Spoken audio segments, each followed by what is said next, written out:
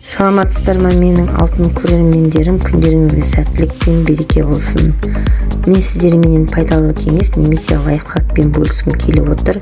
Бөліспестен бұрын менің каналыма тіркеліп, лайк, комментарий басуды ұмытпаңыздар.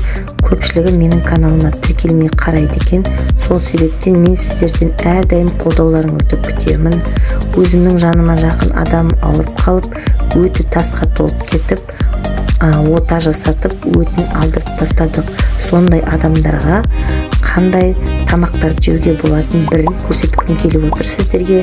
Ол үшін кәдімгі нанды алып, қалыңдығы 0,15 см немесе 1 см қалыңдықта турап аламыз да, антипригарный табаны қыздырып, ішіне ешқандай сұйық қимай нанды салып, екі жағын қызартып аламыз.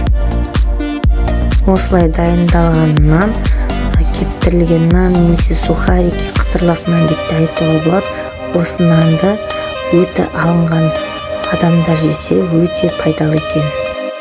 Алдағы уақытта менің каналыма тіркеліңіздер, лайк, комментарий жазыңыздар. Сіздерменен пайдалы кеңес, лайфхактармен бөлісуге дайынмын. Бір қателеріңізге жарап қалар.